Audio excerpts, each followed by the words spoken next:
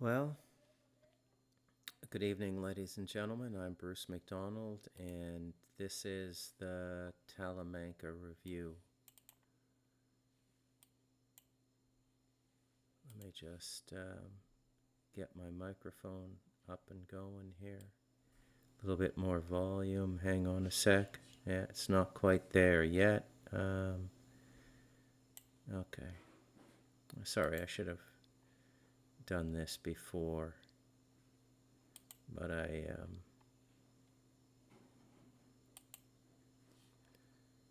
I'm stupid that way.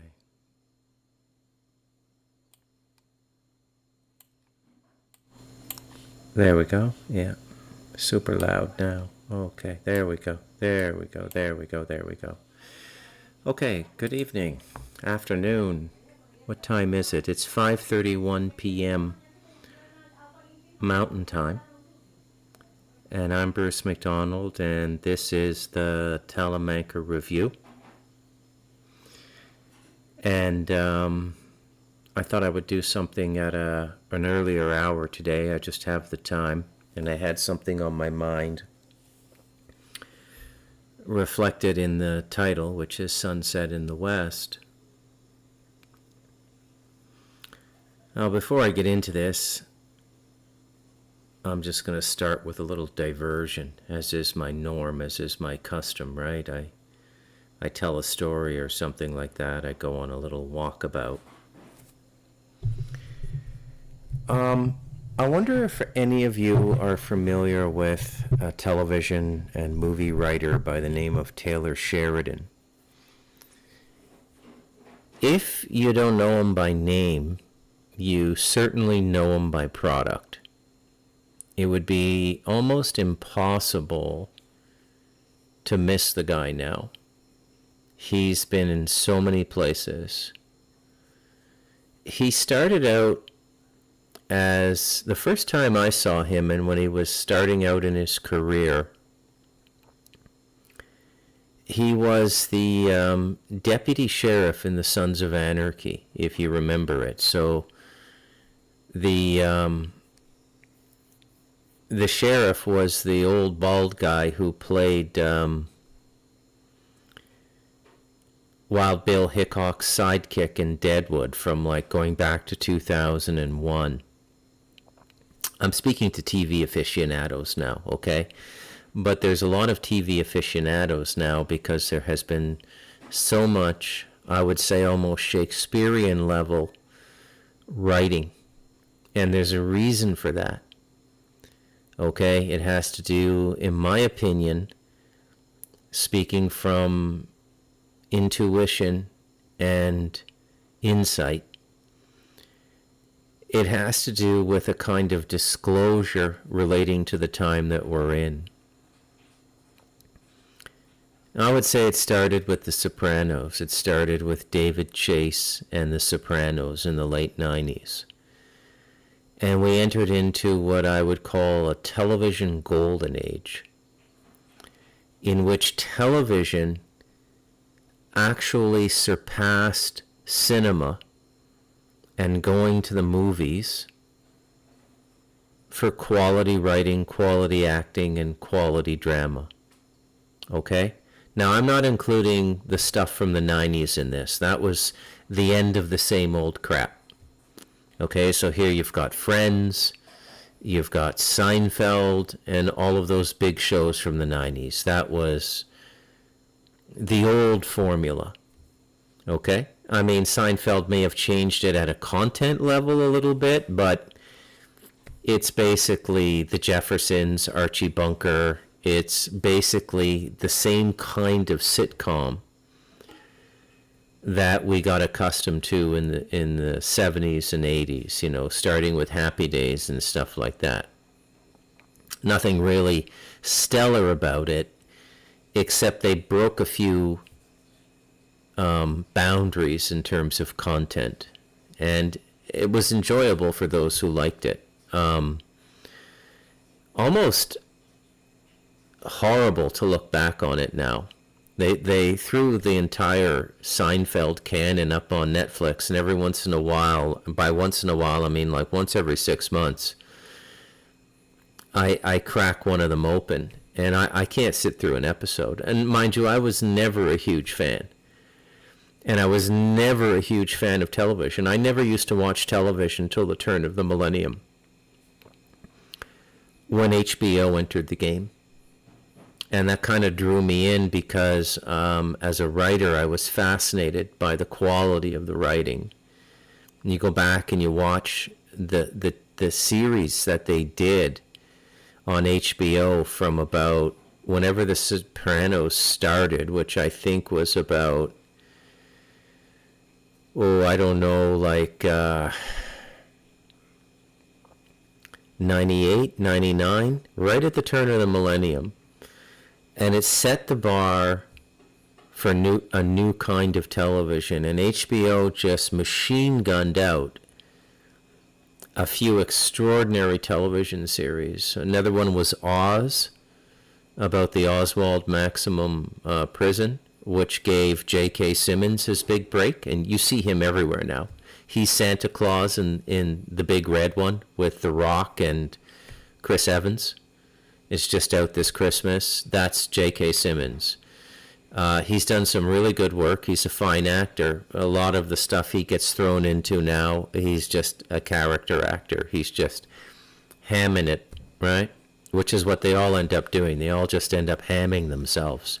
Even De Niro ended up hamming himself, right? Started very subtly.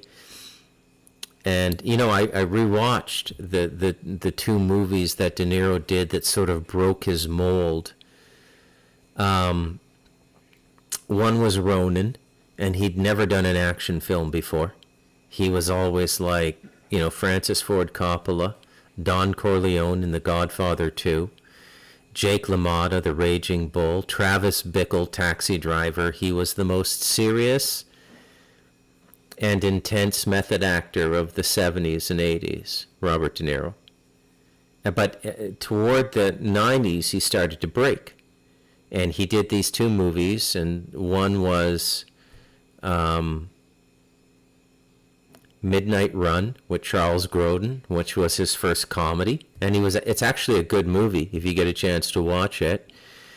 And the other one was Ronin, which was kind of a sort of CIA action thriller set in Paris. But De Niro never did these kinds of movies, okay? And then after those, he just sort of started hamming himself, like just doing a De Niro impression. This often happens when marketing catches up with an artist too late, but their artistic energy is expired, because artistic energy might not last a lifetime. It depends what you do with it, right?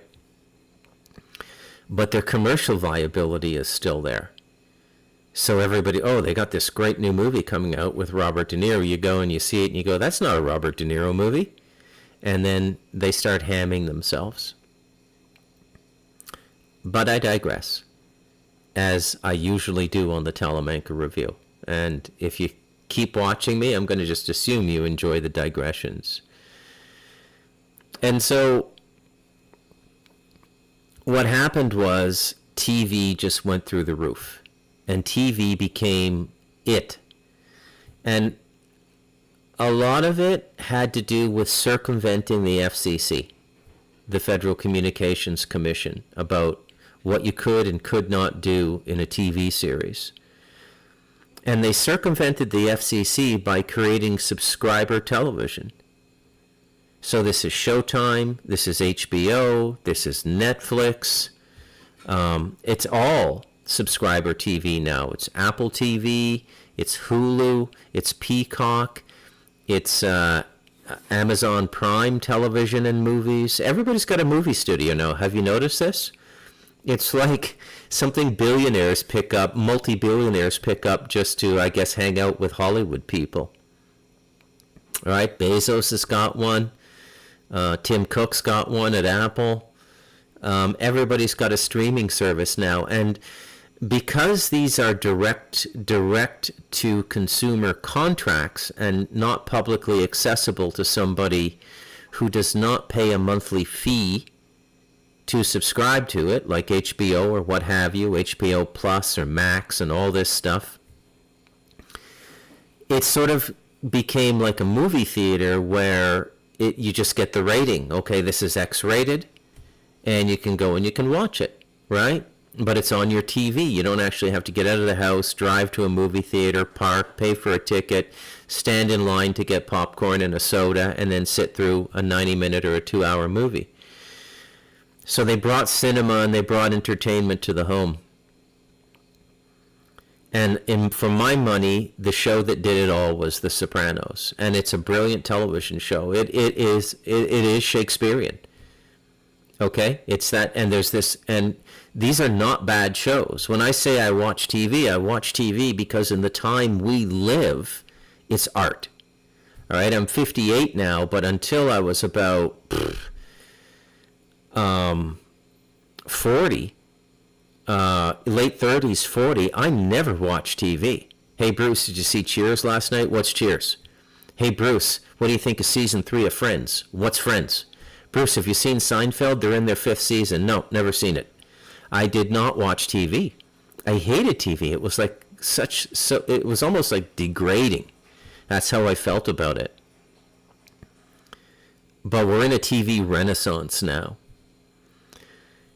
And the man of the hour right now, who is dominating television and has made some striking segues into cinema as well, is a guy by the name of Taylor Sheridan. And I mean, this guy must have sold his soul to the devil, man. Nobody is that productive. So Taylor Sheridan is responsible for Yellowstone, 1883, 1914, or whatever the 1923, whatever the third sequel is, the third installment. And he's brought a lot of like big Hollywood names to television. And the interesting thing is he did it all with MTV Studios, the old music channel. Okay? MTV, remember? And Mayor of Kingstown is another Taylor Sheridan one. I mentioned this on another podcast. I seem to recall doing that. And there was this, and I enjoy Taylor Sheridan's TV shows. They're a step down from Deadwood, Oz, Sopranos. They're a step down from the golden age of HBO. Okay? And HBO, in my opinion, was never able to replicate that. Some people would disagree with me, people who like Game of Thrones. I thought Sex and the City was a throwaway series, but women really liked it. And that one was like, that was one of their first, right? That was the girls I went to university with were watching that, and I graduated in 91, 92. Okay? So this is the golden age of television now. And it's still going on. And because I don't have a lot of time to meditate or do what I like to do or concentrate and get stuff done, work that I want to get done, because it's the holidays, and why should I work, right? And there's just kids in waves over here now. I mean, there's so many kids over here now. I've got them set up in different rooms in the back for the over 12s who like to watch, Pablo Escobar on Netflix. They have their own room, their own TV, their own internet connection. And then I've got the little ones that are 8 and 3 in another room watching Netflix Kids. It's like an amusement park here now. My wife absolutely loves children, okay? And she's the magnetic heart of the whole family.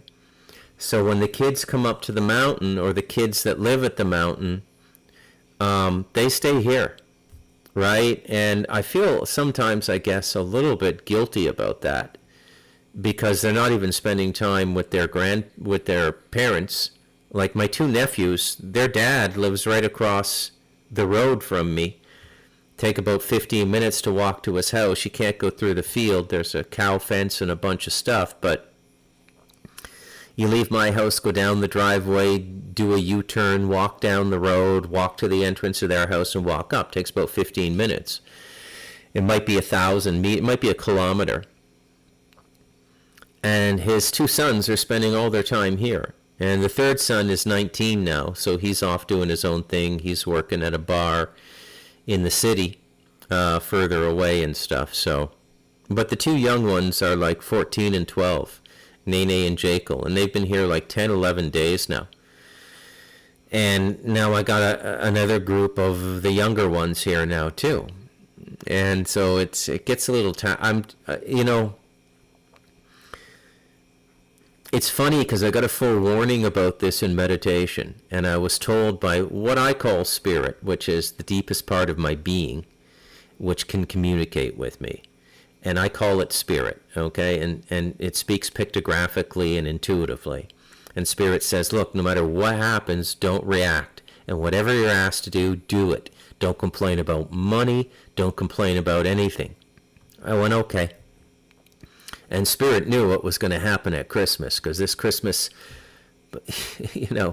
it's without buying gifts, it's cost me about $1,000 just feeding all these kids. And they always want pizza, right? And then when they're here, they're here. My wife does their laundry, and it's like they're living here, and she just loves taking care of them. So it's kind of a beautiful thing. So I get to be of service just by providing the context within which my wife can be herself. And the kids benefit, and I'm a very loving person, and my wife's a very loving person. So when the kids are over here, it's good for everybody. So I don't complain. But had Spirit not told me that in meditation, I would have popped my cork about 5 days ago. Like, if I don't get 2-3 hours, today was a good day. I've already meditated 2 hours, okay? Full half lotus position, the whole deal, right? And so, which is why I got my podcast, my inspiration as well. Mind you, I haven't even started, and we're like 17 minutes in, so I'm getting there. So, and the color's kind of nice, right? It's like talking to someone at an airport or something, watching the Talamanca Review, waiting for your connector to come in. Oh, I met this guy who was telling me this story about living in Costa Rica, and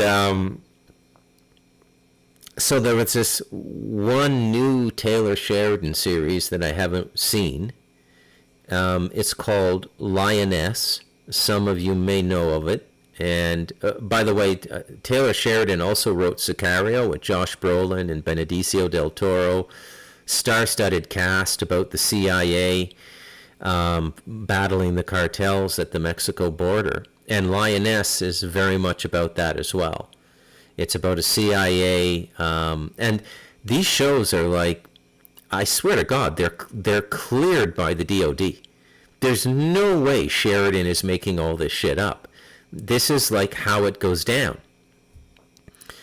So because I got 1,000,001 kids here, and I just want to be left alone, I've decided to just watch TV this Christmas, right?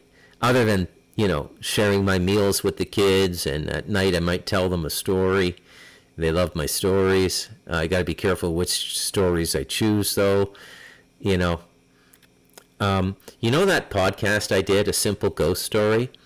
My niece and her boyfriend were here one time about a year ago, and we had a blackout, and I just lit a candle, and we sat out on the front porch just by candlelight, and I told the whole story. It takes about an hour to tell the whole story. The alarm clock, the chime clocks at midnight, and man, and I told it in perfect Spanish. I mean, if you spoke Spanish and you were able to listen in on it, it wasn't perfect Spanish, but the intent and meaning of the story was perfectly conveyed with all of the details. You could hear a pin drop when I finished. My niece, who's like 39, and her boyfriend, who's about the same age. Remember, my wife has 11 kids in her family, and she's middle toward the lower half of the children. All right, so there's 5 or 6 kids ahead of her. So I've got nieces and nephews that are in their late 30s, right? And you could hear a pin drop, and they're like, they don't ask me if it's real, because you can see it in their face. They're going like, who the hell could make this up? He's telling us the truth. And they're just freaked out. They're just taking it all in. But the kids, I got to tell them different stories, right? And I love telling stories. I love, having a little fire or a candle lit, people sitting down, and spellbinding people with the old oral arts of the shaman, right? The campsite fire story and stuff like that. So one of the things I did in the last week was I watched 2 seasons, and there's only 2 seasons, but I watched 2 seasons of what is ostensibly Taylor Sheridan's newest TV series. And it's called Lioness.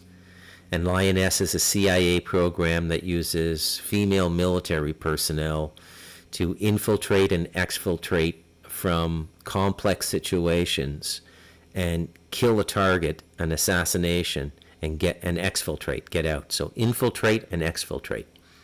And they pay tremendous attention to detail. When you watch this, you're going, holy cow, like this is probably how it goes down. Morgan Freeman's in it, Nicole Kidman's in it, a lot of actors. And I'm watching season 2, and they're talking about the cartels. And I know that Taylor Sheridan knows this stuff because he wrote Sicario. So if somebody's briefing him, like writers don't stumble across this kind of information. Like a literary interpretation of a cartel story without an insider's briefing by the CEA or the DEA or Border Patrol or any of that stuff, just a literary telling of the story would be Cormac McCarthy's No Country for Old Men. And the subsequent 2007 cinematic interpretation of it by Joel and Ethan Coen, which won the Oscar for Best Picture, amongst other Oscars as well. And that's a similar story about the cartels and drugs, but it's literary. And you don't get CIA backroom or DEA backroom stuff. But Lioness gives you all that stuff. And I'm watching this, and they're detailing the power that the cartels have in the United States now. And I heard a similar story from a book writer. I forget his name. I apologize. Tucker Carlson interviewed about 3 months ago. And it was about, I think the title of his book was something about how we lost California to the cartels. That basically Mexican cartels run California now. And I mean like right up to Newsom. Okay? And there's only one way this could happen. And that is if the government's complicit, okay? So Project Take Down America has been going since 2001. 9/11 was the ringing of the bell. So now I'm going to bring in the Talamanca Review component of the podcast, so you don't think I'm just going to talk about television the whole thing, okay? But the television overlaps. And by the way, I highly recommend you watch Lioness, especially season 2, okay, that deals with the Mexican cartels and how well armed they are, and they're working with Chinese intelligence now. So they have the same access to satellite resources, tracking resources that the U.S. government has. Drug cartels supported by Chinese intelligence, okay? And I'm telling you, this is not something I just intuitively, I can't tell you factually, but this is, I know the way Taylor Sheridan thinks, and I know the way he writes. This is not something he would make up. If it's in Lioness, the Chinese intelligence, their CIA, really is working with the cartels, which is a staggering thought when you think about it, okay?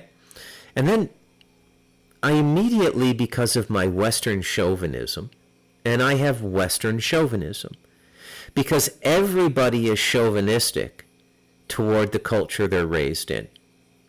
Okay, everybody. We can't escape it. I mean, I don't let it disrupt me. I don't let it distort my view of truth, which you'll see as I get further on into this podcast, Sunset in the West. But I certainly do have it. I mean, the whole nation state is like, It's like sports. You stay with your team, right? My team is North America. Oh, by the way, as a sideline, before it just popped into my head, I'm not even joking when I say this. There is a distinct possibility Canada will dissolve as a nation and join the United States. This is a real thing now. Ever since Trump called Trudeau, Governor Trudeau, and said, if you don't want us to put tariffs on the $100 billion a year you're ripping off from us, join America, become a state. A lot of Canadians, myself included, realized, you know what, that's not a bad idea. Okay? Because one of the big problems in Canada is we don't have enough people to access and translate to profit all the resources we have. Now, I'm not talking about inviting American corporations in to rape the land, but the Canadian experiment is over as far as I'm concerned. And we never really had a chance to be a country because a real peace has never been made between the French and the English. Okay? Those of you who are Canadian listening to me now, you know what I'm talking about. And you know why I'm not even going to try to explain this to the American, Australian, and British listeners, because they're just not going to get it. And it would take too long to explain. The Canadians are sitting back listening to this podcast now going, yeah, I know exactly what you mean. But the French royally fucked us. We should have cut Quebec loose 100 years ago and just created an Anglo country. Do you know that we spend somewhere between $1 and $3 million a day just on translation services? Because it's a law in Canada that everything has to be in French and English. Everything. In every province, even if that province has no French population. Okay? You cannot have a job in the Canadian federal civil service. You can have provincial civil service jobs. But you cannot have a job in the federal civil service unless you're fluently bilingual in French and English, and you have to take a test to prove it. Okay? So because the French can't get anywhere beyond Quebec unless they learn English, they all learned English, and so they grabbed up all the federal civil service jobs. And this all happened in my generation. It happened in the 80s. I was born in 66, right? And my old man said to my son, my brother and I, and my sister, you guys should just leave Ottawa. There's no future for you here. Now, he did not envision that technology would come to Ottawa. There's a big technology hub in Ottawa now. A lot of people work in software and telecom companies. And when he said what he did, he didn't know that was going to happen. And that was a one-industry town. And that industry was the Federal Civil Service. Ministry of Agriculture, Ministry of Defense, Ministry of External Affairs, what you guys call the State Department in the United States, blah, blah, blah, blah, blah. And now it looks like a lot of Canadians, over 50%, want to join the U.S. Now, the people who are going to kick up the biggest fuss are Quebec. But Quebec's been extorting us for 100 years. They literally, this is what the French do. You cannot understand the contempt that Anglos have for the French. But it's not like culturally. Like, I like their fashion. I like their perfume. I think they're the best cooks in the world. I have nothing against them as a culture. But you got to understand, when you're trying to share something with the French, like a country, they rip you off. Because they have that superiority complex, like Jews, okay? And they just do it. They just rip you off. And they're a very venal people. They're very corrupt, okay? So I'll give you an example of what, boy, this podcast is all over the place. I promise I'll get back to Taylor Sheridan and Lioness and Sunset in the West. I still do know what I'm talking about, don't worry. This is what the French are like, okay? In the 70s, we lived in Quebec because my father is Quebecois. Now, he was an Anglo-Quebecois, but he spoke fluent French. And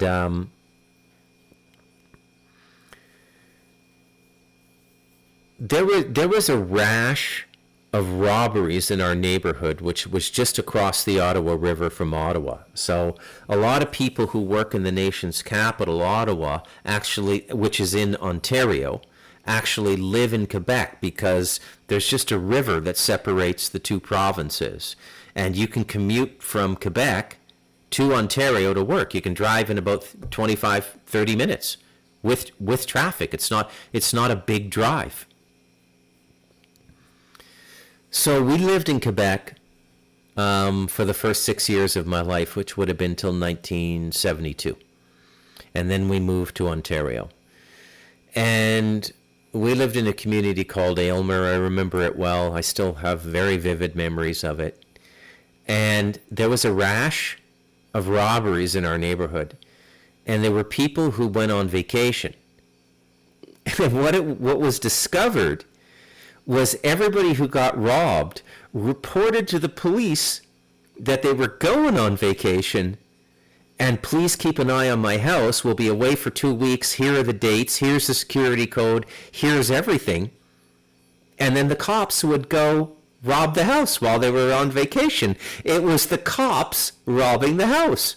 Okay?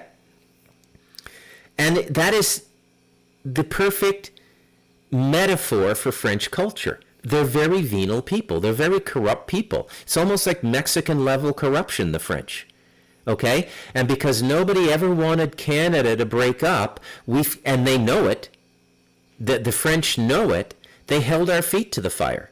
Do you know that, and boy, this is really turning into a tangent, but I knew I wanted to podcast today, so I'm just going to go with this. Do you know every federal program in Canada for the arts is replicated in Quebec? So we have Telefilm Canada. And so you can't get a film made in Canada unless you get government financing, because there's no Hollywood there and there's no big money people. Okay? It's not like the US. So when you see a movie from Canada, it's like the Soviet Union in 1968 made a movie because the government's all over it and they're fucking idiots. Governments can't do art, by the way.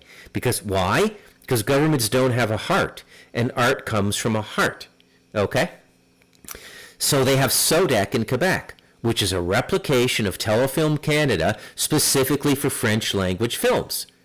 Okay? Now the population of Canada is about 41 million now. The population of Quebec might be 10 million, and they get equal funding with English Canada. So what happens is the French art scene thrives because on a per capita basis, they have 3 times more the government funding. You see how it works? This is the fucking French. And this is what it's like living with them. And this is why if you ever meet an Anglo around my age, raised in Ottawa, ask them casually. Don't lead them into what you think they're going to say. But just go, hey, what's it like living with the French?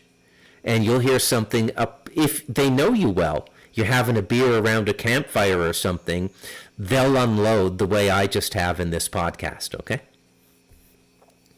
So Canada might be joining the United States. I think Trump is serious, and I think the Trump administration and Washington is serious about this. And you know why?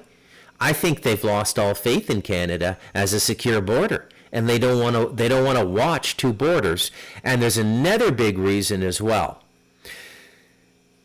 When the Arctic melts, and it's not going to completely melt, but what's going to happen is the waterways are going to open up in the Arctic. Not the Antarctic, the Arctic, which is, and who meets in the Arctic? Look at a map, look at a globe. China, Russia, and Canada. Okay? Several years back, the Russians sent out a mini-sub and planted a flag on the bottom of the ocean in Antarctica and claimed the territory that the rest of the world and all map makers had always recognized as Canadian territory. So the Arctic, the North, is going to become a staging ground for more contention over resources, and Canada can't defend itself. We just don't have the military to go up against, the Russia and China. We don't have the intelligence apparatus to do it. So mark my words, there is a distinct possibility the nation of Canada is going to fold into the United States, and your friend Bruce McDonald is going to end up being American and have an American passport. Now, there's things I like about that, and there's things I don't like about that, okay? But anyways, that's another story.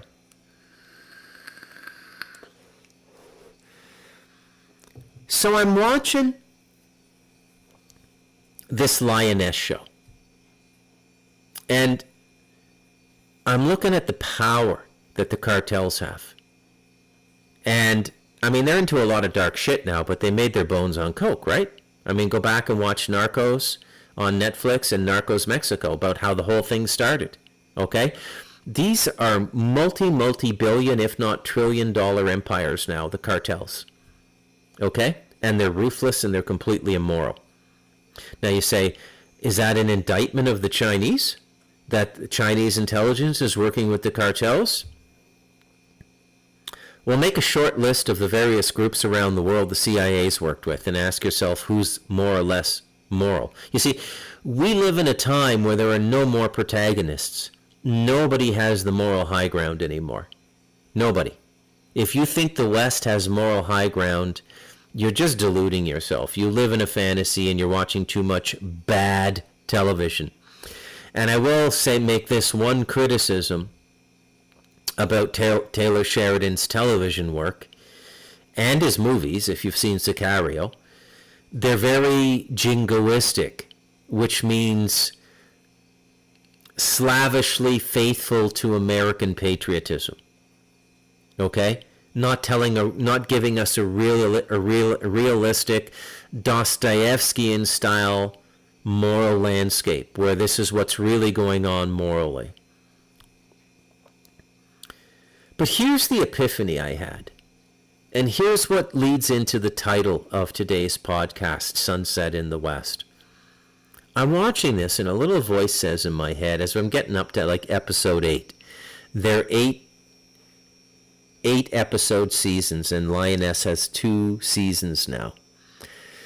So I watched 16 hours of Lioness over the last 9 days. And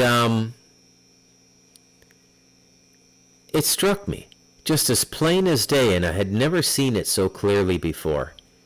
We did this to ourselves, because they never would have gotten the leverage that they got had the North American appetite for cocaine not been so high. And let me tell you, not everybody's doing cocaine. You'd have a hard time finding cocaine in Shanghai.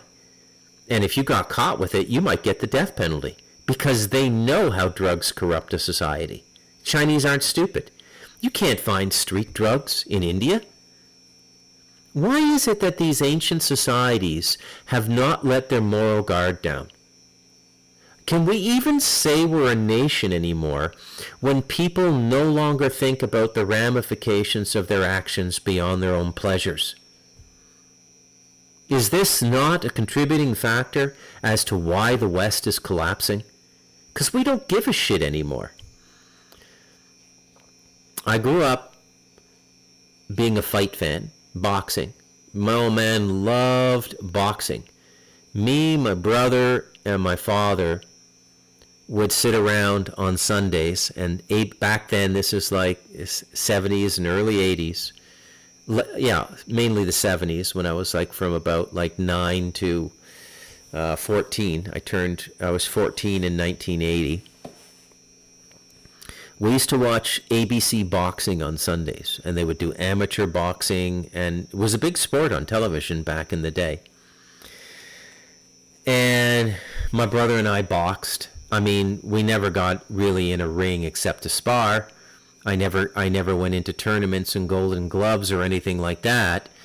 But we had everything in the basement. We had a speed bag. That's the little bag that you hit like this. We had a heavy bag, and we had the rope to skip, the boxing rope.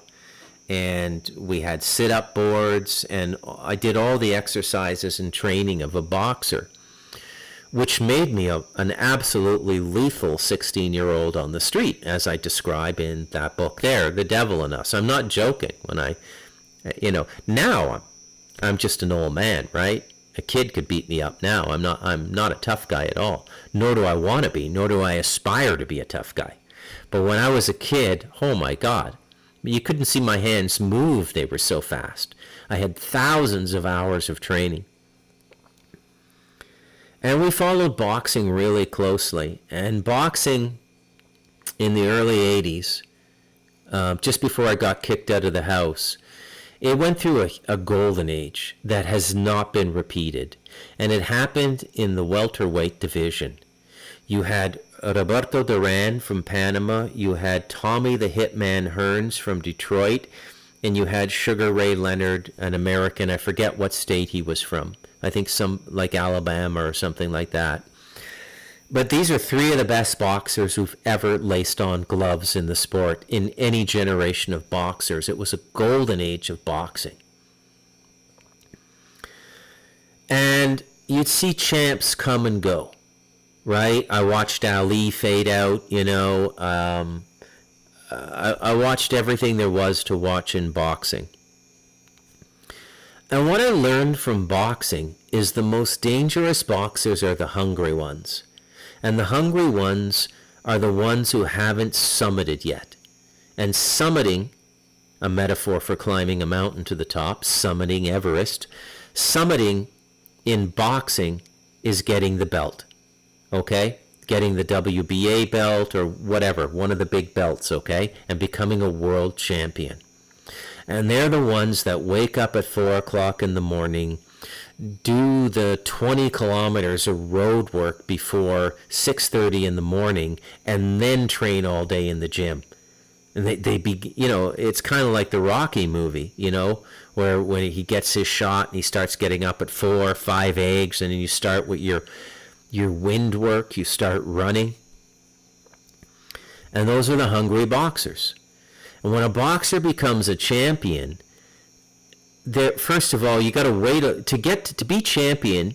You start out boxing around 7th, 8th ranked in your weight division.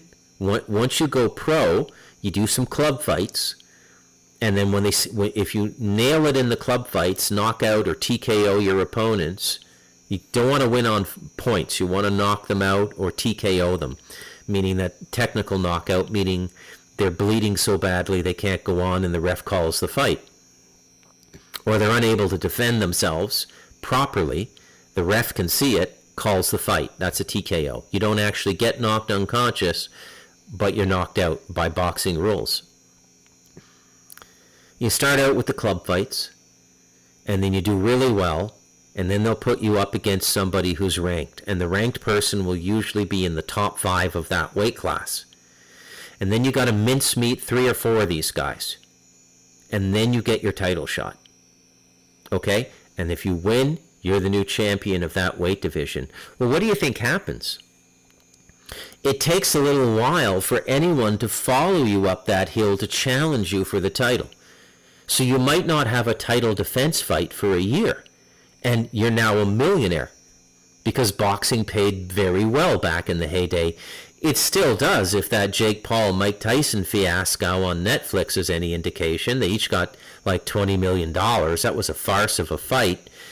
I think it was all fixed. I think Tyson could have knocked him out in any round. I'm not even joking. You could literally, when you watch the replay, you could literally see Tyson pulling his punches. And, clear opening, he could have clobbered him with a right hand, a hook, and he held back. Anyone who knows boxing knows that that fight was a farce. So you get to the top, you become champ. Then what happens? Then you got the club girls at Studio 54 or whatever club is in the town. You're famous. All the mobsters want to know you. You're eating lobster and steak. You're not waking up at 4 o'clock in the morning anymore to run 20 kilometers. Okay? You get your trainer and your handler says, your manager says, okay, we got a title defense 4 months out. This is the guy that climb the ladder behind you. He's young, he's hungry. And if the guy really wants to stay champ for a while, he'll cut out all the nonsense, leave all the partying behind, say goodbye to his wife, go to a training camp for 4 months and train 12 hours a day. And if he's still the same man he was when he won the title, or woman, because there's females who box now, he'll defend his title and he'll win. But after doing that 2-3 times, what happens in boxing is champions get lazy. They've already reaped all the rewards. They're already famous. They've already been on the Johnny Carson show. They've already been in Sports Illustrated. They've already had their life stories written up in Sports Illustrated or Esquire magazine or Vanity Fair. They're famous. There's nothing left to achieve.